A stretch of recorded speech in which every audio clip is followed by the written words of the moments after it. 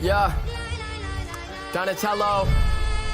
I've been rocking black jeans, mismatched socks, stripes around my hoodie and the carrots on the watch. Little shorty hit me up saying that you're trying to talk. I don't want a conversation, all I really want is not.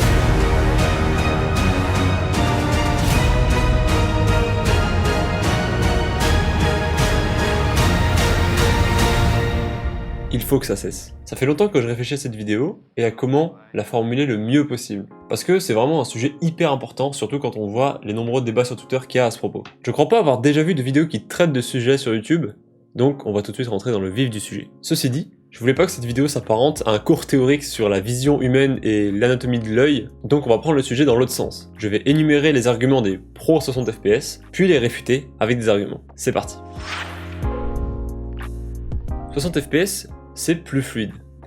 Alors, oui, mais en fait non. Plus fluide ne signifie pas forcément plus beau. En réalité, c'est même plutôt l'inverse. Trop de fluidité casse la dynamique d'une action. Selon des sources diverses, l'œil humain serait capable, a priori, de voir jusqu'à 1000 images par seconde et peut-être même plus. Mais ce serait le cerveau qui ne les enregistrerait pas toutes. Dans un film en 24 images par seconde, par exemple, le cerveau arrive à reconstituer l'action et à en percevoir les mouvements et la fluidité. En gros, il ne fait que relier les images entre elles. Et c'est justement le cerveau qui joue le rôle le plus important. En recréant les images manquantes, il laisse place à l'imagination, et c'est exactement ça qui donne l'impression de fluidité et de dynamique. En 60 fps, en revanche, il y a beaucoup plus d'images, et donc moins de place et moins de temps pour que le cerveau puisse analyser et recréer cette fluidité. Donc oui, ça a l'air plus fluide, parce que le cerveau n'a pas à recréer ces images, mais simplement à les enregistrer et à les analyser. Mais on perd cette dynamique. Alors évidemment, quand on joue à un jeu vidéo, on vise toujours le confort visuel, donc on va chercher à avoir le plus d'images par seconde possible. Mais entre regarder un film ou une vidéo et jouer à un jeu, c'est pas vraiment la même expérience. Et ça nous mène au deuxième argument. 24 ou 30 fps, c'est pas assez pour comprendre une action. Et ça, c'est absolument faux. La preuve, vous regardez sûrement vous-même des films, des séries, des programmes à la télé, désolé de vous apprendre qu'ils sont pratiquement tous en 24 ou 25 images par seconde. Et si vous pensez toujours que c'est trop peu d'images pour comprendre une action, laissez-moi vous prouver le contraire avec quelques exemples.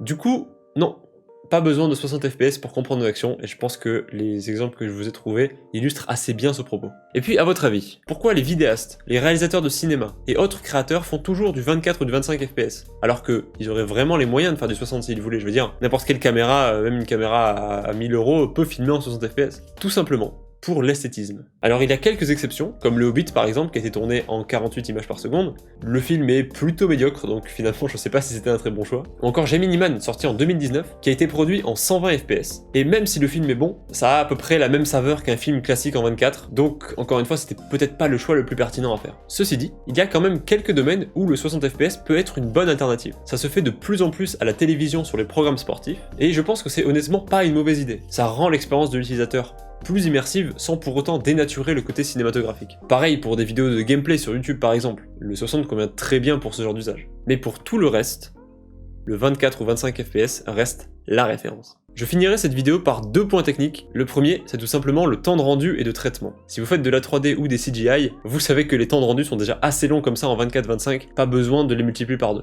Le deuxième, c'est un peu plus spécifique aux jeux vidéo. C'est globalement des problèmes de saccade. On parle aussi de frame drops. Concrètement, qu'est-ce que c'est? Si vous avez une séquence en 60 fps, avec une vidéo qui est aussi elle-même en 60, si vous ralentissez votre vidéo, vous allez avoir une perte d'images par seconde qui va engendrer des saccades et une impression de perte de fluidité.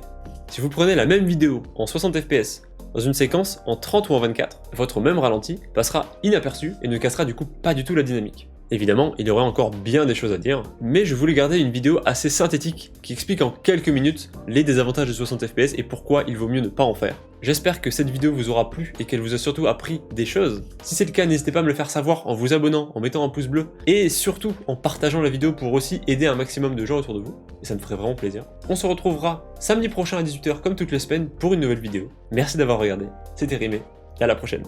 Ciao.